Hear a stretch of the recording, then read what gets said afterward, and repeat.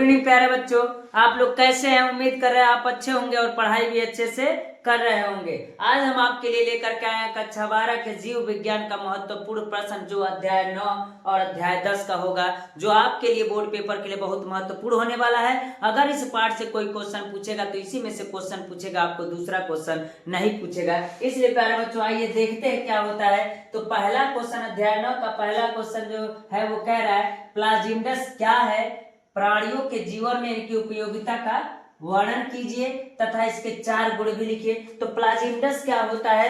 तो हम कह सकते हैं एक डीएनए के अतिरिक्त यह एक और वृत्ताकार छल्ले नुमा एक डीएनए होता है, उसी को हम क्या कहते हैं? प्लाजिमडस हम कहते हैं। इसके 4 गुण भी लिखिएगा, उपयोगिता भी वर्णन करने के लिए कर रहा है। इस प्रकार इस क्वेश्चन को क्या कर लीजिएगा, देख लीजिएगा। अगला जो क्वेश्चन है, जेनेटिक इंजीनियरिंग अथवा डीएनए पुनर्योगज तकनीक क्या है? जेनेटिक इंजीनियरिंग और डीएनए पुनर्योगज तकनीक जो है ये आपके लिए बहुत महत्वपूर्ण होने वाला है। इसका मतलब यही है कि जेनेटिक इंजीनियरिंग का मतलब अगर कहीं शरीर में जीन अगर विकार युक्त हो गया है तो उसको हम क्या करते हैं? परिवर्तन करके सही जीन लगाने की क्रिया को हम क्या कहते हैं? डीएनए पुनर्योगज तकनीक कहते हैं। इसकी क्रिया विधि, इसके कई क्रिया विधि है। अगर जो जीन निकाला जाएगा तो सबसे पहले उस विकार युक्त यानी जो विकार हो चुका है, यानी खराब अशुद्ध हो चुका है, उसको निकालेंगे, उसको उस पार्ट से निकालेंगे। तो निकालने की क्रिया को क्या करते हैं? फिर उसके डीएनए को मैच करते हैं, फिर उसके बाद से दूसरा मैच करके उसके बाद बनाते हैं, फिर उसके बाद उसमें क्या करते हैं? लगाते हैं। तो उस डीएनए पुनर्योगज तकनीक को हम क्या करते हैं? जेनेटिक इंजीनियरिंग कहते हैं। इनका पूरा क्रिया विधि का आप क्या कीजिएगा? वर्णन कीजिएगा। आइए प्यारे बच्चों देखते हैं अगला क्वेश्चन क्या कह रहा है। अगला कह रहा है निम्न पर टिप्पणी लिखिए। तो निम्न पर टिप्पणी भी आपसे कभी कभी पूछ देता है, जो कह रहा है पीसीआर यानी पीसीआर पर टिप्पणी लिखिए। काइटिनेज क्या होता है? इस पर टिप्पणी लिखिए। आरएनए पॉलीमरेज क्या होता है? इस पर टिप्पणी लिखिए। डीएनए लाइगेज क्या होता है? इस पर टिप्पणी लिखिए। बायोरिएक्टर क्या होता है? इस पर टिप्पणी लिखिए। ये महत्वपूर्ण क्वेश्चन होने वाला है। इस प्रकार ये 5 जो टॉपिक है, अगर इस पर टिप्पणी पढ़ लेंगे तो आपको इसमें से 1 क्वेश्चन 2 क्वेश्चन देखने को मिल सकता है। इतना अध्याय 9 का आपका क्वेश्चन बस है।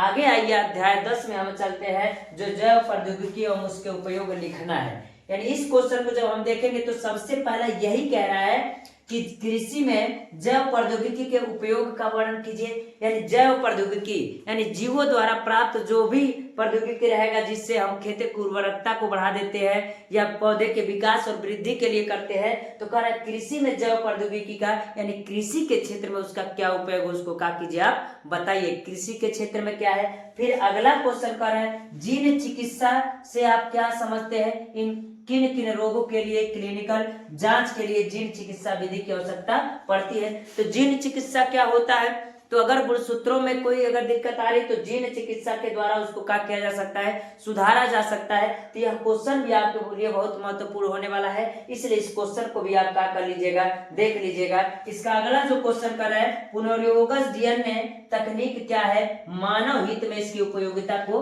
लिखिए। अगर इस चैप्टर से कहे तो 2 टॉपिक बहुत इंपॉर्टेंट है, एक कृषि में जैव प्रौद्योगिकी और अगला कर रहा है पुनर्योगज डीएनए तकनीक क्या है, मानव हित में इसकी उपयोगिता का वर्णन कीजिए। तो यह इतना क्वेश्चन देख लीजिएगा। इसका अगला क्वेश्चन जो है वह है, फिर बच्चों अगला जो क्वेश्चन कर रहा है बायोपायरेसी क्या है, एक उदाहरण देकर के स्पष्ट कीजिए। तो मैं आपको बता दूं बायोपायरेसी क्या है। जब किसी एक देश के चिकित्सा उद्योग में कि जो भी वस्तुएं होंगी वो किसी भी दूसरे देश द्वारा अगर बिना उसके जानकारी के प्रयोग किया जाता है उस चिकित्सा स्रोतों को, तो उस क्रिया को हम क्या कहते हैं? बायोपायरेसी कहते हैं। तो बायोपायरेसी आपके लिए इंपॉर्टेंट होने वाला है कि अगर कोई चिकित्सा उद्योग में अगर किसी देश के पास कोई स्रोत है जिससे वो चिकित्सा कर रहा है, अगर उसी चिकित्सा स्रोतों का किसी अन्य देशों द्वारा प्रयोग किया जाता है बिना उसके जानकारी के, तो उस क्रिया को हम बायोपायरेसी कहते हैं।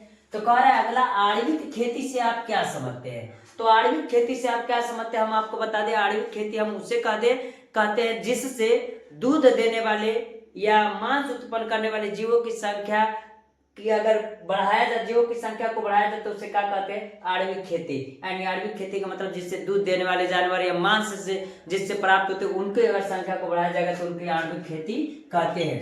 तो बीटी से आप क्या समझते हैं? बीटी कपास का उदाहरण देकर स्पष्ट कीजिए। तो मैं बता दूं बीटी क्या होता है। बीटी एक प्रतिविष होता है जो पौधों में पाया जाता है, और पौधों में जो भी कीड़े मकोड़े लगते हैं उनको वहां पर लगने से क्या करता है? रोकता है। यानी उसी को हम क्या कहते हैं? बीटी कहते हैं। इसको आप अच्छे से पढ़ेंगे विधिवत तो समझ में आएगा।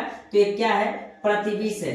कभी देखे होंगे कि खेतों में जब कोई पौधा अगर उगाया जाता है या कोई फसल बोई जाती है तो उस पर कीट वगैरह लगने लगते हैं। तो जब अगर बीटी फसल होगा तो बीटी फसल उसमें पहले से ही अगर जहां पर उसको बनाया गया तो बीटी प्रतिविष मिला दिया गया होगा।